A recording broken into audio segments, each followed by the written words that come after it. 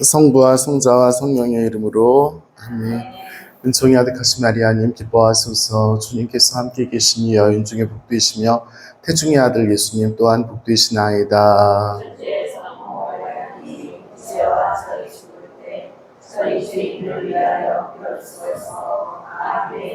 성부와 성자와 성령의 이름으로.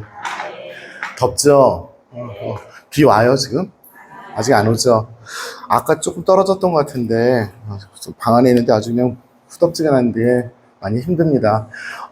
저기 그 안젤라 사님 저 옆에 가면 그 옆에 등 켜는 거 있어요. 저쪽에 그거 좀 켜주세요. 좌우 뭐 어쩌고저쩌고 써 있어. 그 측면등인가 뭐 그렇게 거기 거기 써 있는 거 보셔요. 그거 두 개인가 봐. 아니 그 위에 거를 한번 켜보세요. 기둥 선풍기 등. 켜보세요, 그거를. 옆에 네네. 선풍기를 켜는 게 아니고요. 기둥 선풍기가 있는 쪽에, 이쪽에, 그걸 켜는 거니까 다 켜놓으세요. 다 켜놓으세요, 그냥. 네, 그렇게 켜놓으세요. 네. 나이가 들면, 불이 어두우면 잘 안 보여요. 우리가 지금 예수님에 대해서 이야기를 하고 있습니다. 이 죽어라 교리반 오늘 7월 15일인데요. 오늘이 무슨 축일이에요? 누구 축일이에요? 보나벤투라. 라틴어로 보나 하면, 보나라는 세례명 들어보셨죠? 우리 본당에도 보나 세례명 가지신 분들이 계시죠? 보나가 좋다라는 뜻이에요. 여성형이에요. 남성은 보누스, 여성이 보나, 중성이 보눔. 보누스를 영어로 뭐라고 발음하냐면 보너스라고 발음해요. 여러분들이 받으시는 보너스가 바로 거기에서 나온 좋은 거예요. 재화, 물건, 좋은 재화를 영어로 뭐라 그래요? 재화. 물건들. 뭐 things 이렇게 해도 되면 G-O-D-S 쓰면 뭐가 돼요? 그건 뭐예요 이게? 단순히 좋은 뜻이 아닐 텐데 상품 그런 뜻도 되죠? 네, 보나 좋다, 굿 좋다. 네, 비슷한 어원에서 나오는 걸 볼 수 있고요. 벤투라는 라틴어로 일이란 뜻이에요. 우리 영어로 adventure 하면 ad 빼고 venture에서 T-U-R-E로 끝나는데 그 E를 갖다 A로 바꾸면 벤투라잖아요. 이게 모험이란 뜻도 되지만 일이란 뜻도 돼요. adventure 우리 모험 이렇게 쉽게 생각하는데 벤처는 뭐예요? 벤처라는 기업, 우리 벤처 기업 하면 뭐예요? 그냥 일이에요. 근데 좋은 일, 멋있는, 기쁜 일 이 뜻입니다. 아시시의 성프란치스코 성에서 보나벤투라 성인이 어렸을 때 아팠을 때 고쳐줬대요. 그래서 너무 좋아서 보나벤투라 가지고 이름이 됐다는 전설이 있습니다. 어쨌든 간에 위대한 신학자입니다. 위대한 신학자인데 그분의 신학이론은 너무 예뻐요. 표현이 이상하지만 참 예뻐요. 그분 신학이론은. 어렵지도 않고 표현이 좀 이상해요. 어렵지도 않다는 것은 기준이 어딘지는 모르겠지만 그래도 막 복잡하게 머리 쓰지 않아도 마음으로 이렇게 막 와닿는 아주 다정다감한 그런 신학이론을 많이 피셨어요. 네. 그리고 위대한 신학자였고 위대한 교수였고 위대한 사목자, 알바노라는 교구장 주교로서 로마 바로 남쪽에 있어요. 그리고 교황을 보필하는 추기경으로서 이렇게 살다 돌아가신 분입니다. 자, 오늘 우리가 지금 예수님에 대해서 이야기하고 있는데 지난 시간에 우리 예수님에 대해서 이야기한 것 자체가 너무 어려웠죠. 그리스도, 하나님의 외아들, 주님 이런 어려운 얘기, 그 다음에 왜 사람이 되셨는가, 강생의 신비 이런 것들을 이야기를 했는데요. 우리 공부 시작하기 전에 신약 성경에 나와 있는 그리스도 찬가를 좀 짚고 지나갈까 봐요. 왜냐하면 이 그리스도 찬가 어제 강론 시간 들으신 분들 말씀드렸지만 초대교회에서 이것이 신앙 고백문과 거의 비슷한 형식으로 이렇게 예수님에 대해서 이야기한 것들인데 성경에 신약 성경에 몇몇 군데가 나와 있어요. 그래서 그것을 찾고 지나가도록 그렇게 하겠습니다. 어제 우리 두 번째 독서로서 무슨 책 읽었어요? 에베소서 몇 장을 읽었어요? 네, 무려 1장을 읽었죠? 네, 무려 1장 3절을 펴보세요. 에베소서 1장 3절. 그리스도 찬가 세 개를 볼 거예요. 세 개를 볼 건데 먼저 에페소서 1장 3절을 보세요.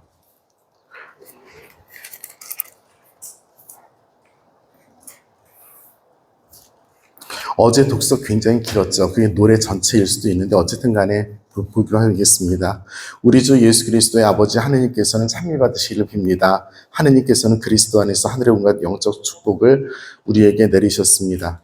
옛날 번역에 축복이라 그래가지고 잠깐 저도 축복이라고 가지고 입이 안 들어 복을 내리셨습니다. 네. 세상 창조 이전에 그리스도 안에서 우리를 선택하시어 우리가 당신 앞에서 거룩하고 흠없는 사람이 되게 해주셨습니다. 라고 해서 어제 독서가 줄줄이 나오는데 제가 어제 말씀드렸듯이 이것이 어쩌면 초대교회에서 불렀던 성가일 수도 있고 그런데 중요한 것은 그리스도가 누구신지에 대해서 설명하기 위해서 요약해 놓은 것은 분명하다라고 말씀을 드렸습니다. 자, 그러면 이제 우리 조금 further question, further study, 퀘스천하면 싫어하니까. 자, 그러면 우리 정말 어려운 작업인데,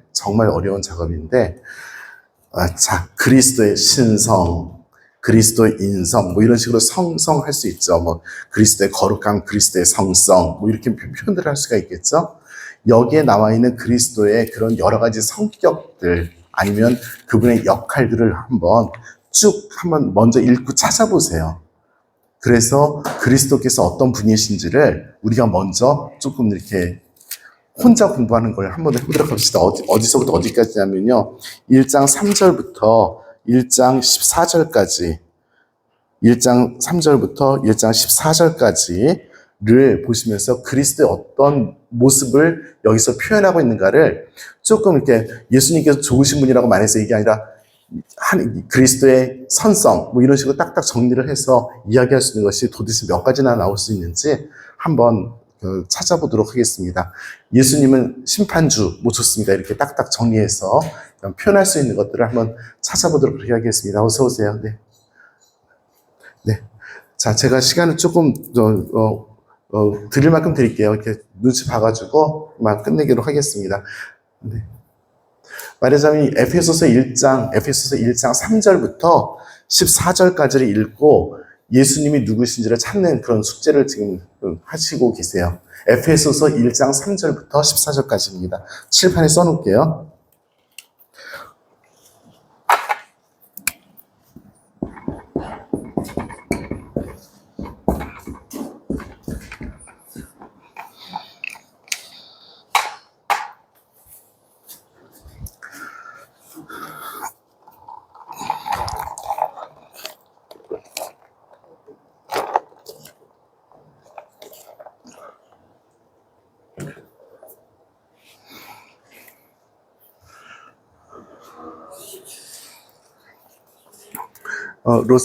로사점의 에페소서 1장 3절부터 14절까지 예수 그리스도에 대해서 어떤 분이시고 어떤 능력을 가지셨고 하는 무슨 예수님의 본성과 능력들을 찾아내라고 해서 지금 하시는 중이에요. 천천히 하세요, 천천히. 늦게 오신 분은 제가 지금 커피를 얻어맞고 있는데 한 모금씩 드릴까? 힘드실 것 같아서.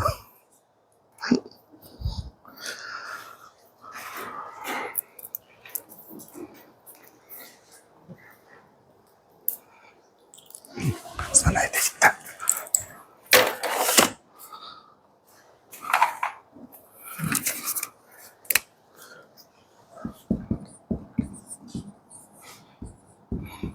(11절인가)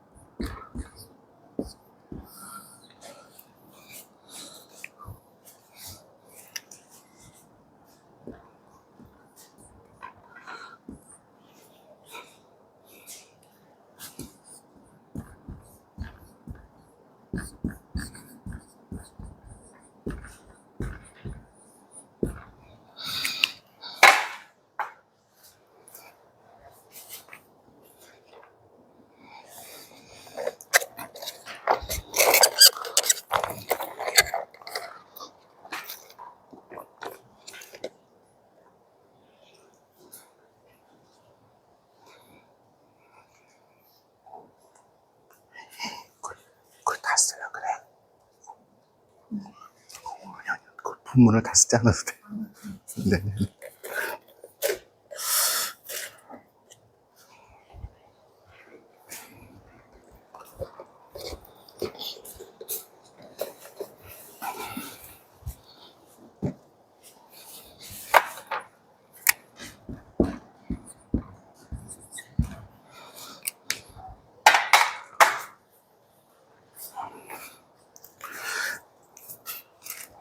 네, 여기까지만 할게요. 네, 수고하셨어요. 힘드시죠? 찾기가 쉽지가 않을 텐데, 자, 제가 말씀드리고 싶은 건 뭐냐면, 이게 연습을 조금만 했어도 좋아요. 뭐냐면, 우리가 성경을 이렇게 공부를 하면서, 또 성경 말씀을 읽으면서, 그냥 수동적으로 읽지 말고, 이렇게 좀 생각하면서 읽고, 찾으려고 하면 좋겠다고 생각해서 조금씩 연습하신 거예요. 신약 성경에, 특별히 바오로 사도의 서간에 그리스도 찬가는 정식으로 우리가 누가 봐도 성가처럼 되어 있는 운문 형식으로 되어 있는 것은 이 두 가지입니다. 나중에 이제 텍스트를 볼 거예요. 운문 형식으로 해서 시처럼 이렇게 되어 있어요. 근데 반면에 에베소서에 나오는 그리스도 찬가는 산문 형식으로 되어 있어요. 다 이렇게 이어져 있잖아요. 그런데 내용상으로 보면 누가 봐도 그리스도 찬가예요. 그래서 저희 선생님들 의견이 되게 분분하신데 어쨌든 간에 저는 제 마음속으로는 이 세 가지를 전부 다 그리스도 찬가로 보아도 좋겠다라고 생각을 하고 있고요. 성무일도서를 보면 뒤에 그 저녁기도 세 번째 시편이 항상 찬가잖아요. 거기 조금씩 다 들어가 있어요. 그래서 마음속으로 이게 다 노래다라고 생각을 했고, 사실 어떻게 보면 초대교회의 가장 큰 고민이면서도 가장 놀라운 신앙 고백이, 예수님에 대한 신앙 고백이 절묘하게 들어가 있는 것이 이 세 가지 그리스도 찬가라고 생각합니다. 그래서 그리스도 찬가인 뉴 테스트먼트, OT, NT, OT 구약성경, NT 신약성경, 네, 이렇게 약자로 한번 써봤어요. 자, 그래서 한번 찾아볼까요? 우리 에베소서 제가 보겠습니다. 자, 3절, 1장 3절, 에베소서 보셔요. 우리 주 예수 그리스도의 아버지 하느님께서 참여 받으시기를 빕니다. 예수님의 어떤 모습이 여기 들어가 있을까요? 아버지와 아들의 관계에서 성자임이 드러난 거죠. 그죠? 하느님께서는 그리스도 안에서 하늘의 온갖 영적인 복을 우리에게 내리셨습니다. 주님이신 거죠. 그분이 우리에게 복을 주실 수 있는. 세상 창조 이전에 그리스도 안에서 우리를 선택하시어. 세상 창조 이전에 우리를 그리스도 안에서 선택하시어. 그럼 그리스도가 어떤 분이라는 거예요? 네? 그런데 제가 지금 중요하게 보는 것은 세상 창조 이전이래요. 예수 그리스도의 영원성이 들어가 있는 거죠. 세상 창조 이전부터 계셨던 거니까, 그죠? 이해 금방 되시죠? 네, 그렇죠. 그래서 우리가 이렇게 하나씩 찾아내면 재밌잖아요. 요즘에 옥수수가 대세인데 옥수수를 하나씩 파먹듯이. 우리를 당신 앞에 거룩하고 흠없는 사람이 되게 해주셨습니다. 그리스도께서 무엇 하시는 분이래요?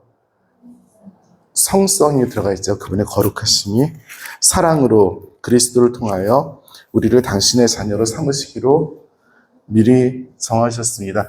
여기 그 구원 예정설 들어보신 분 계세요? 개신교에서 이야기하는 구원 예정설. 어떤 사람은 구원받기로 이미 결정되어 있다. 근데 모든 사람이에요. 어떤 사람이 아니라 천주교는 모든 사람이 다 구원받기로 예정되어 있지 어떤 사람들만 되어 있는 건 아니에요. 이건 굉장히 중요한 부분입니다.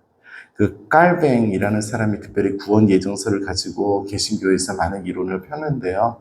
그분의 입장에서는 정말 소수 정예 부대예요. 네, 믿음을 가진 사람들만 이라는 전제가 많이 붙어 있고 그것을 신학적으로 해석해낸 그런 흐름들이 있어요. 개신교 일각에서도 그렇죠. 이는 하느님의 그 좋으신 뜻에 따라 이루어진 것입니다. 등등 해서 7절부터는 예수 그리스도께서 강생하시고 부활하시고 그 다음에 세 마리 우리를 심판하러 오실 분, 그리고 세상을 모든 것을 다 완성하시는 구원자, 이런 내용들이 들어가 있는 거죠. 그래서 보시면 될 것 같아요. 제가 이걸 특별히 보시라고 했던 것은 뭐냐면 영원성을 얘기하고 싶어서 그랬어요. 우리가 잊어버리기 쉬운 거기 때문에 말씀드렸던 것 뿐입니다. 자, 이제 필리피서로 가볼까요? 필리피서 2장 6절부터 11절까지. 네, 누가 봐도 산문으로 운문으로 돼 있죠. 2장 6절 찾아보십시오. 네. 필리피서 2장 6절부터 11절까지 찾으셨어요? 그 시처럼 이렇게 써 있죠. 안 써 있어요? 그렇죠? 네. 네. 저기 에어컨을 틀어서 시원한 성당입니다. 네. 네. 너무 늘어지지 마시고 네, 대답해 주시면 좋겠어요. 네. 2장 6절부터 11절까지는 누가 봐도 운문이고요. 누가 봐도 성가처럼 보일 수밖에 없어요. 같이 읽어보도록 하겠습니다. 그분께서는 하느님의 모습을 지니셨지만 하느님과 같음을 당연한 것으로 여기지 않으시고 오히려 당신 자신을 비우시어 종의 모습을 취하시고 사람들과 같이 되셨습니다.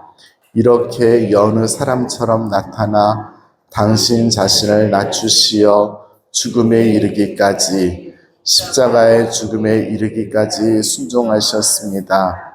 그러므로 하느님께서도 그분을 드높이 올리시고 모든 이름 위에 뛰어난 이름을 그분에게 주셨습니다. 그리하여 예수님의 이름 앞에 하늘과 땅 위와 땅 아래에 있는 자들이 다 무릎을 꿇고 예수 그리스도는 주님이시라고 모두 고백하며 하느님 아버지께 영광을 드리게 하셨습니다. 네, 설명이 별로 필요 없죠. 자, 그래도 6절. 그분께서는 하느님의 모습을 지니셨지만 하느님과 같음을, 무슨 뜻이에요? 그분은 하느님이시다죠. 그쵸? 다른 설명이 필요 없는 너무나 명백한 일입니다. 오히려 당신 자신을 비추시어 종의 모습을 취하시고 사람들과 같이 되셨습니다. 무슨 신비예요? 누가 봐도 강생의 신비죠. 그렇죠? 이렇게 여느 사람처럼 나타나서 당신 자신을 낮추시어 죽음에 이르기까지, 십자가의 죽음에 이르기까지 순종하셨습니다. 이게 무슨 신비예요? 순환과 죽음과 부활로 이어지는 무슨 신비예요? 파스카 신비의 시작이잖아요. 그렇죠? 그러므로 하나님께서도 그분을 드높이 올리시고 모든 이름 위에 뛰어난 이름을 그분에게 주셨습니다. 부활을 얘기하는 거죠. 자, 저를 보세요. 예수님의 신비에서 가장 중요한 신비가 뭐라 그랬어요? 파스카 신비, 부활의 신비. 그 다음으로 중요한 신비가 강생의 신비. 이 두 가지 신비를 이 노래를 통해서 신자들에게 이야기하는 거예요. 영원하신 하느님의 신 예수님, 강생의 신비, 파스카 신비, 그리고 그것 때문에 얻어지게 되는 모든 구원, 그리고 마침내 모든 것이 구원되는데 그 구원된 존재들은 땅 위에도 있고 하늘에도 있고 땅 아래에도 있는, 그래서 세상의 모든 것을 완성하시는 심판자이고 주님이신 예수님. 완벽한 신앙 고백이죠. 우리 초대교회에서 했던 그 내용들이 필리피서에 있는 이야기들입니다. 네, 마지막으로 우리 콜로새서를 볼까요? 콜로새서 1장 15절부터 19절, 20절까지죠. 다른 그리스도 찬가와 대동소이한 내용을 가지고 그 표현이라든지 단어라든지 이런 것들을 조금 바꾸었어요. 한번 보도록 할까요? 그분은 보이지 않는 하느님의 모상이시며를 같이 읽도록 하겠습니다. 찾으셨죠? 네. 시작. 그분은 보이지 않는 하느님의 모상이시며 모든 피조물의 맞이이십니다. 만물이 그분 안에서 창조되었기 때문입니다. 하늘에 있는 것이든 땅에 있는 것이든 보이는 것이든 보이지 않는 것이든 왕권이든 주권이든 권세든 권력이든 만물이 그분을 통하여 또 그분을 향하여 창조되었습니다. 그분께서는 만물에 앞서 계시고 만물은 그분 안에서 존속합니다. 그분은 또한 당신 몸인 교회의 머리이십니다. 그분은 시작이시며 죽은 이들 가운데에서 맞이이십니다. 그리하여 만물 가운데에서 으뜸이 되십니다. 과연 하느님께서는 기꺼이 그분 안에 온갖 충만함이 머무르게 하셨습니다. 그분 십자가의 피를 통하여 평화를 이룩하시어 땅에 있는 것이든 하늘에 있는 것이든 그분을 통하여 그분을 향하여 만물을 기꺼이 화해시켜. 네, 필리핀 사업은 조금 다른 내용들인 것처럼 보이지만 여기에서 강조된 것은 무엇이냐면 특별히 예수 그리스도께서 하느님과 같으신 분이심을 그렇게 강조를 많이 해요. 우리 기억하죠? 하느님에게서 나신 하느님, 빛에서 나신 빛, 참 하느님에게서 나신 참 하느님으로서 창조되지 않고 나시어 만물을 창조하셨음을 믿나이다.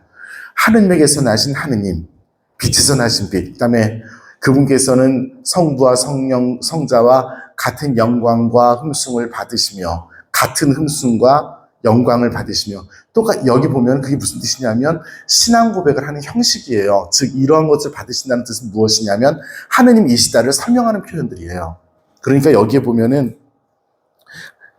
왕권이든 주권이든 권세든 세력이든 뭐 이런 것들이 전부 다 그분을 통해서 창조되었습니다. 왜냐하면 그분이 그것을 다 가지시는 하느님이시니까. 이런 표현들인 거죠. 그래서 지금 이 콜로새서의 표현들에서 특별히 강조되고 있는 것은 무엇이냐면 인간이신 예수 그리스도의 신성을 설명하기 위해서 조금 더 많은 표현들을 쓴 것이 이렇게 눈에 드러나고요. 그리고 그분이 특별히 제가 이거는 한번 쓸게요. 한자로 쓰겠습니다.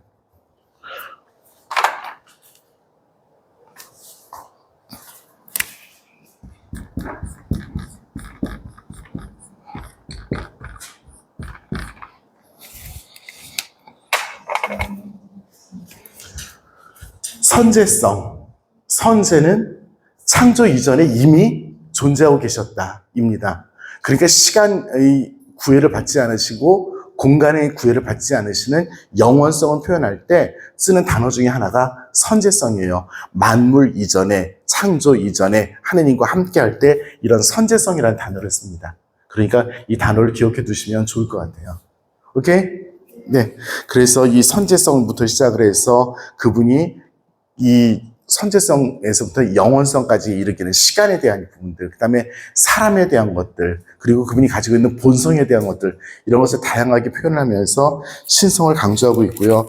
그리고 보시면 아시겠지만 십자가를 통한 구원을 이야기하면서 그분이 구세주이심을 알려주는 것이 이 세 번째 그리스도 창가 콜로새서에 나와 있는 그리스도 창가의 이야기예요. 그래서 앞으로 이 세 개의 텍스트를 읽으실 때는 조금 우리가 경건하게 그러면 생각을 가지고 초대교회에서 했던 예수님께 대한 신앙 고백이라는 것을 가지고 우리들의 신앙 고백의 본질은 여기 다 들어가 있는 거죠. 어떻게 보면 지금 우리가 예수 그리스도에 대해서 배우고 있는데 그래서 생각해 보니까 이걸 설명을 먼저 말씀드리고 우리들 진도를 나가는 것도 좋다고 생각해서 오늘 소개를 드립니다. 네, 지우겠습니다.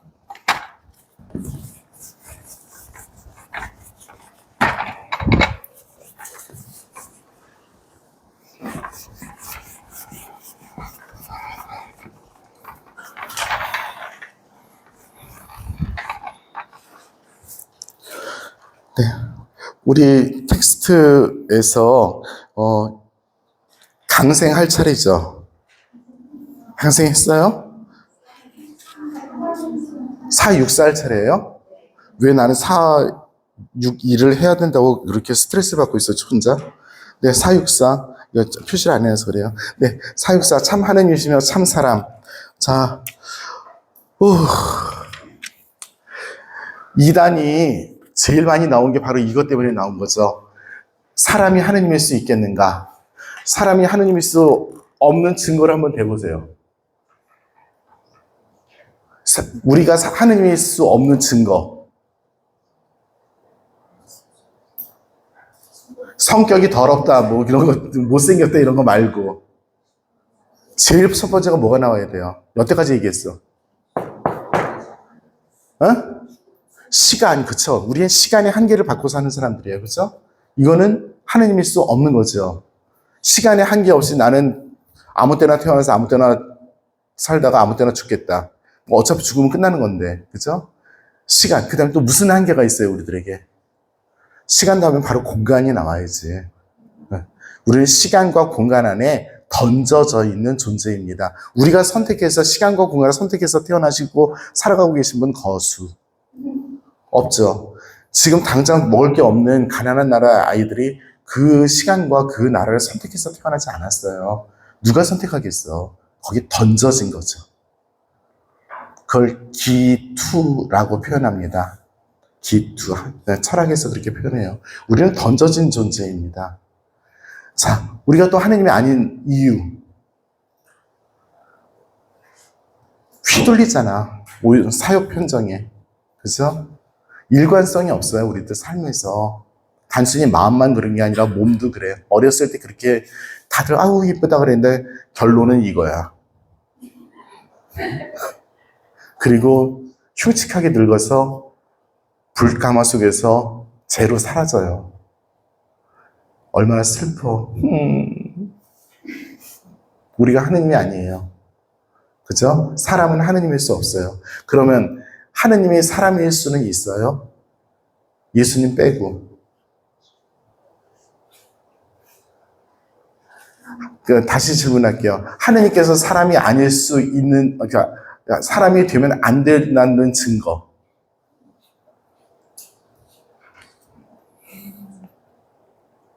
사람은 누가 봐도 하느님이 못 돼요. 그죠? 근데 하느님은 사람이 되면 안 된다는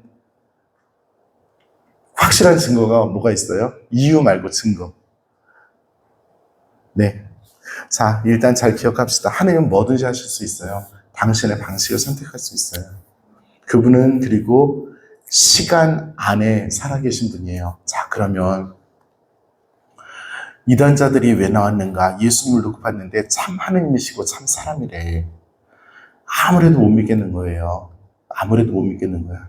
조금 있으면 네스토리우스 이단 이론을 볼 텐데 아주 열심한 분이었어요. 내가 이렇게 얘기하면 좀 미안하긴 한데 우리가 단죄한 이단자이기 때문에 아주 열심한 최고의 그 교구인 콘스탄티노플리스 총대주교님이셨어요. 동방교회 교황님이셨어요. 그분을 우리는 가혹하게 이단자로 했고, 그리고 아리우스라는 분이 계세요. 아리우스. 정말 위대한 분이었어요. 정말 위대한 영성가였고 훌륭한 사목자였고 정말 기도 열심히 하는 분이고, 한때 우리 천주교 그 정통교회죠. 정교라는 말은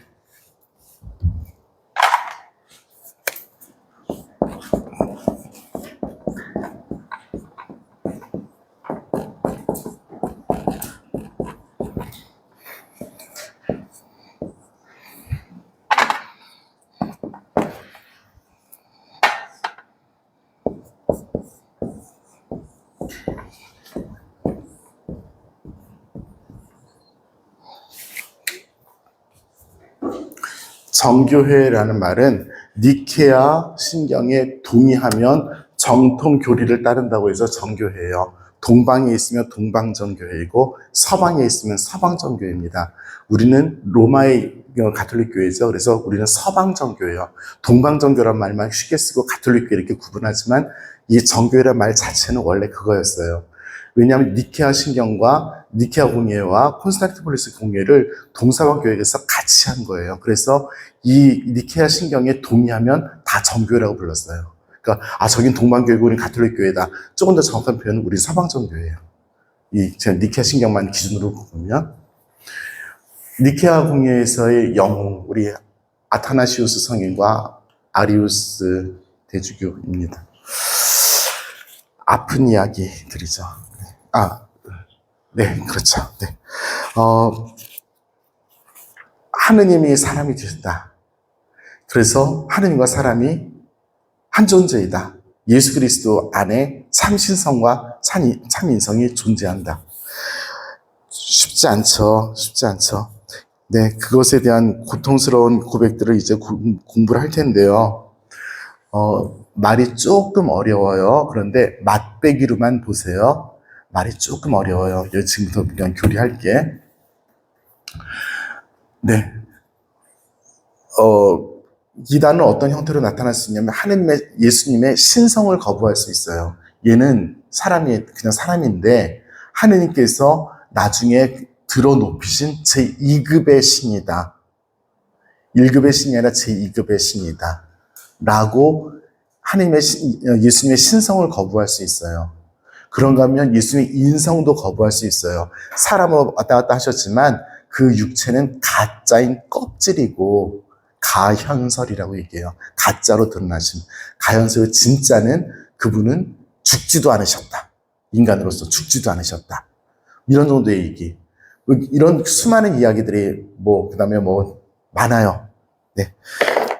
대표적인 것이 두 가지이기 때문에 말씀드리고, 여기 그렇게 먼저 생각을 하시면 지금부터 읽는 신학적인 이야기들이기 때문에 조금 복잡해서 미리 힌트를 드리는 거고요. 같이 읽어보도록 하겠습니다.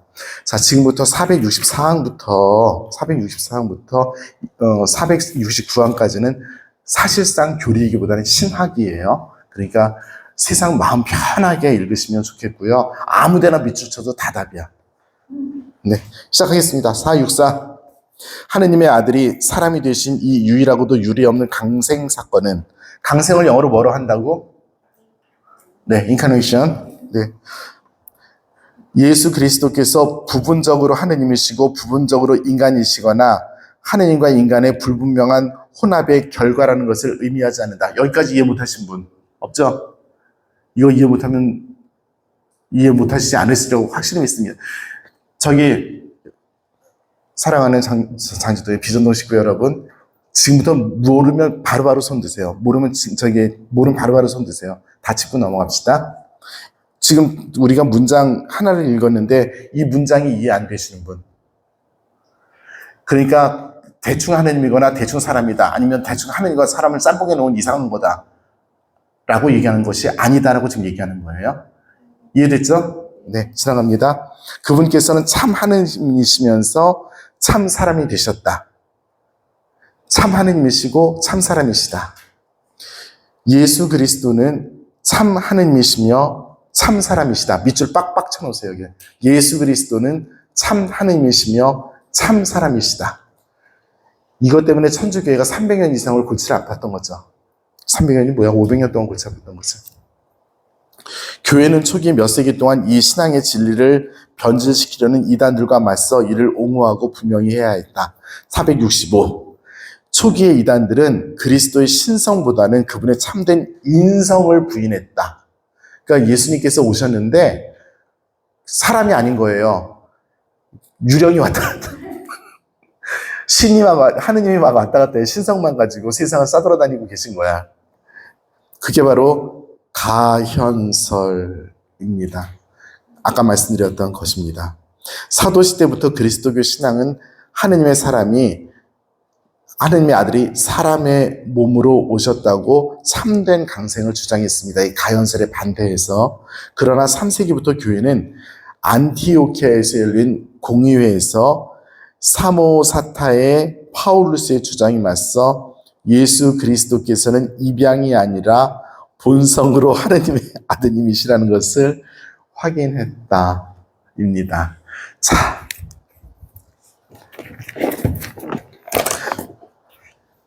양자설입니다. 입양이라는 것이 양자설이에요. 하느님께서 예수 그리스도를 당신의 아들로 받아들이셨다. 입니다. 아까 말씀드렸듯이 얘는 그냥 사람인 거예요. 사람인데 너무 잘해. 그리고 나의 은총을 받았어. 그래서 제2급의 하느님답게 입양되었다는, 그래서 아들화되었다는 이론입니다. 사모사타는 동네 이름이고요. 거기에 파울루스라는 신학자가 주장을 한 거예요. 그러니까 이 입양이라는 단어라는 것이 우리들에게 좀 생소하긴 할 텐데요. 나중에 고린토서를 보시면 우리가 예수 그리스도께서 입양되었다는 표현, 그러니까 우리가 하나님께 입양되었다는 표현을 해요. 우리가 입양되었다는 표현을 해요. 하나님의 아들로서. 그거는 뭐냐면 우리가 회심을 해서 하나님의 자녀로서 그분을 믿게 되고 그분을 아버지로 섬기게 되었다는 그 신앙의 회귀 과정을 입양이라고 표현했는데 그걸 예수님한테 딱 적용해 버리는 거예요. 그래서 입양설이 있었어요. 거기에 대해서 우리 공의회에서 반대를 하는 건데요. 자, 그럼 여기도 공의회가 있었네요 라고 얘기하는데, 이거 안티오키아 공의회는 지역 공의회입니다. 지역 공의회예요. 그래서 전체 공의회는 아니에요. 325년에 니케아에서 열린 제1차 세계공유회. 저는 사실 이것이 제1차 세계공유회라고 하는데 조금 불만이 있어요. 저번에도 한번 말씀드렸지만 저는 1차 세계공유회를 사도행전 15장에서 저는 발견한다고 믿습니다. 저희 개인적인 생각이에요. 사도행전 15장에 어떤 내용이냐면 사도회의가 있었죠. 기억나시죠? 어떤 내용이냐면 사도들이 나가서 선교를 하는데 사람들이, 이방인들이 사도들이 가르치는 어떤 계명들을 지키기 힘든 거예요. 할례 문제라든지 음식에 대한 규정이라든지. 그래서 사도들이 예루살렘에서 모여서 이방인들의 풍습을 존중하고 할례를 강요하지 않는 그 회의를 갖다가 사람들에게 바오로와 바르나바를 통해서 알리는 얘기가 나오는 것이 사도행전 15장의 이야기예요. 자, 제0차 영순위 공예라고 하죠. 우리는 그냥. 하지만 저는 이건 분명히 공예라고 생각합니다. 어떤 저의 개인 사견이고요. 교리서는 분명하게 제1차 세계공예는 325년에 니케아에서 열렸대요. 325년. 내년이 몇 주년 돼요?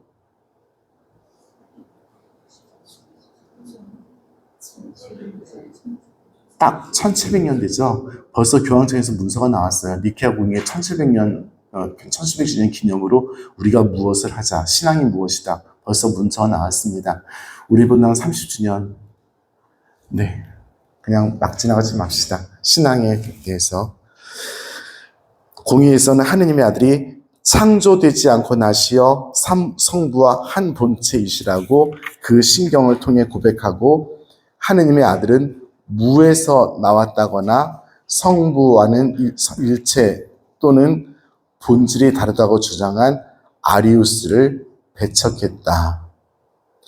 네, 아주 복잡한 신학 이론입니다.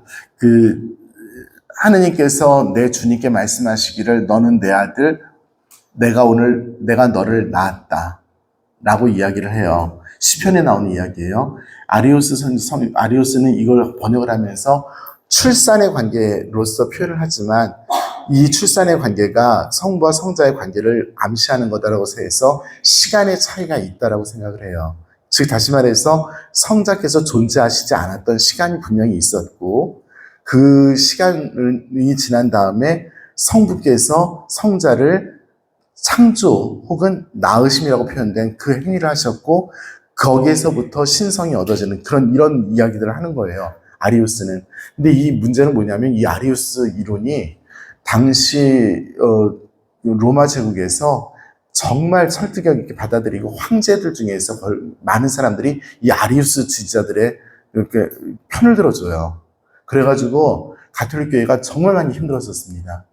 특별히 암브로시오 성인이 여기에 쌈박질 하시느라고 정말 고생을 많이 하셨어요.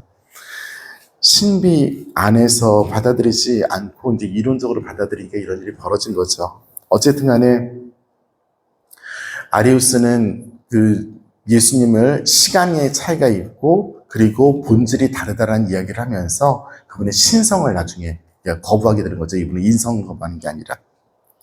466항 네스트리오스 이단은 그리스도 안에서 하나의 인간적 위격이 하느님의 아들의 신적 위격과 결합되어 있는 것을 보았다. 이해하신 분? 네, 좀 더 읽을게요. 여기에 맞서 알렉산드의 성 치릴로와 431년 에페소 제3차 세계공회는 말씀은 영혼으로 생명력을 지니게 된 육신을 위격에 따라 자기 자신에게 일치시킴으로써 인간이 되셨다고 고백한다. 자, 무슨 말이냐? 자, 네스토리오스 같은 분은 그리스도에게 위격이 하느님의 위격이 있고 인간의 위격인데 이게 약간 짬뽕이 되어 있는 거예요.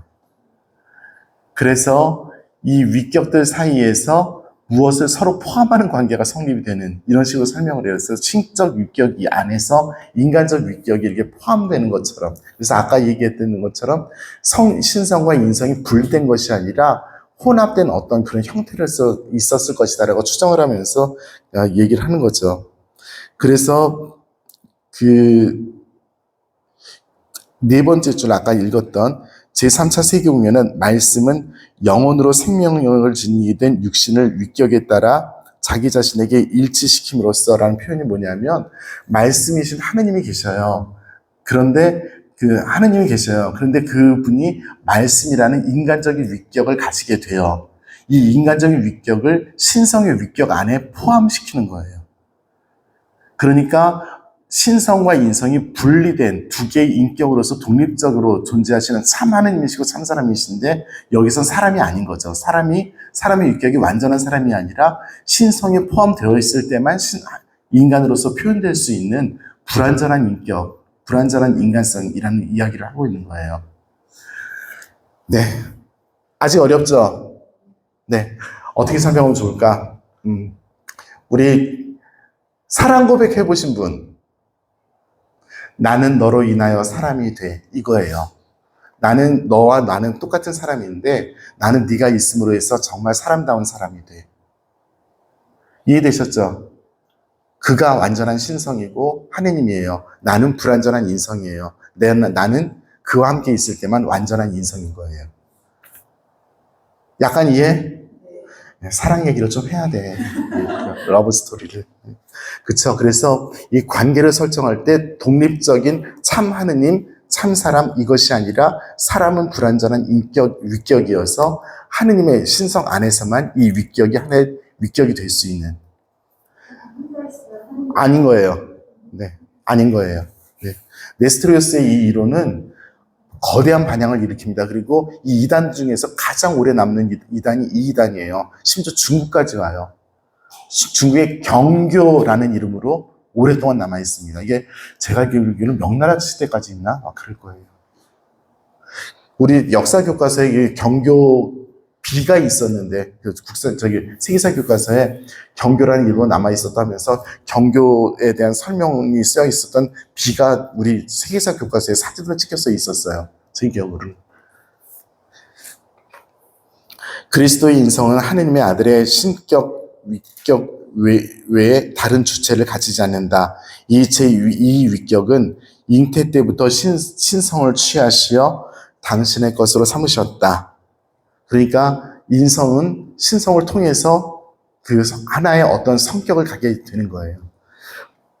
그러므로 이 에베소 공의회는 431년에 마리아가 하느님의 아들을 태중에 인간으로 잉태하심으로써 참으로 하느님의 어머니가 되었음을 선포한다. 무슨 뜻이냐면, 그럼 왜 이런 얘기를 했냐면, 성모님이 사람이잖아. 사람이 사람을 낳을 수밖에 없잖아요. 그죠? 그러니까 예수님의 육신은 그냥 인간의 육신인 거예요. 하느님의 육신이 아니에요. 하느님의 어떤 그 놀라운 특징들을 가지고 있는 그런 육신이 아니에요. 그냥 사람의 육신이에요. 왜냐하면 마리아에게서 나왔기 때문에. 콩에서 콩 심은 데 콩 나고 팥 심은 데 팥 나지.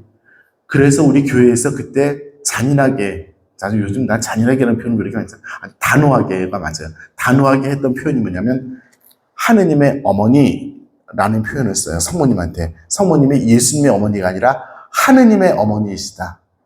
즉 신성을 가진 인성을 낳으실 수 있는 하느님의 어머니이시다. 비록 인간이지만.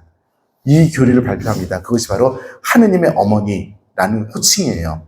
그래서 천주에 모천할 때 그냥 함부로 부르면 안 돼요. 하느님의 어머니다. 그냥 낳으셨으니 그 정도가 아니에요. 그분이 낳은 육신은 하느님이시다. 그 이론인 거죠. 하느님의 육신인 거예요. 참사람이신데 그 참사람인 육신은 어떤 육신이냐면 절대 죄에 물들지 않은 거룩한 육신인 거죠. 변질되지도 않고 사라지지도 않고 그럴 육신인 거예요. 네.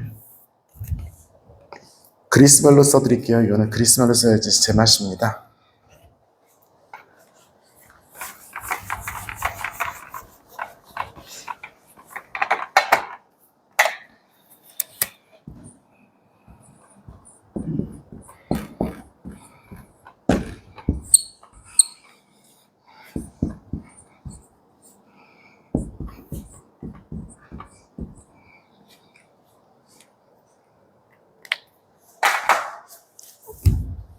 하느님의 어머니 테오토코스, 뭐 들어보셨을 수도 있어요. 지나가시다가 테오토코스 하느님의 어머니, 바로 에페소 공의회에서 발표한 가장 큰 교리가 바로 이것입니다. 테오토코스입니다. 그래서 성모님은 누구신가? 사람이셔요. 사람이신데 완전한 사람의 육신을 낳으신 어머니예요. 그렇다고 해서 성모님의 육신이 완전한 육신이라는 뜻은 아니에요. 인간의 육신이에요. 다만 그 육신을 가지고 성모님께서 죄를 짓지 않으셨어요. 죄에서 배제되셨어요. 원죄까지도 배제되셨어요. 거룩한 육신이에요. 하지만 하느님의 육신은 아니에요. 성모님은. 하지만 하느님의 육신, 하느님이신 예수님을 낳으신 그 육신이에요. 예수님의 육신과 똑같은 육신이 아니에요. 하지만 하느님의 어머니이세요. 약간 이해? 와닿음?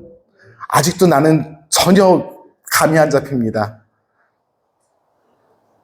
빨리 손 드세요. 모르면 다시 하게. 네. 주님, 저를 용서하소서. 자비를 베푸소서. 네.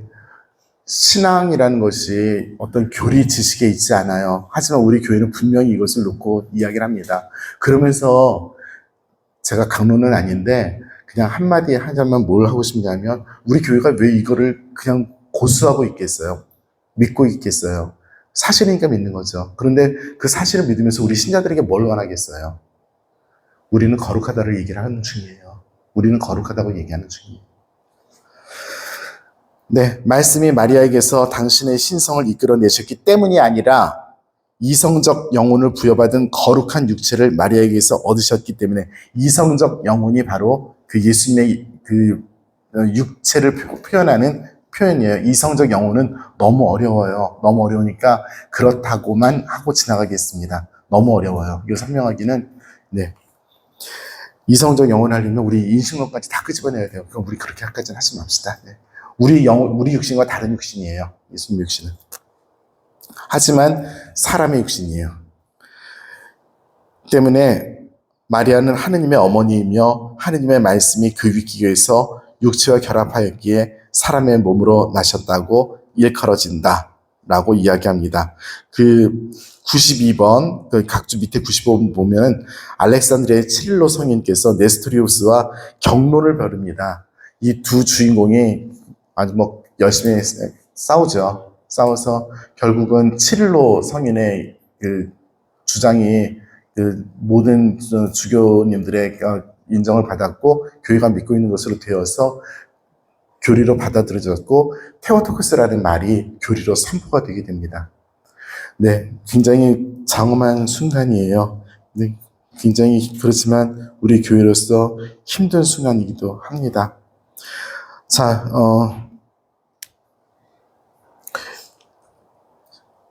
여기까지 하고 필름을 돌리겠습니다.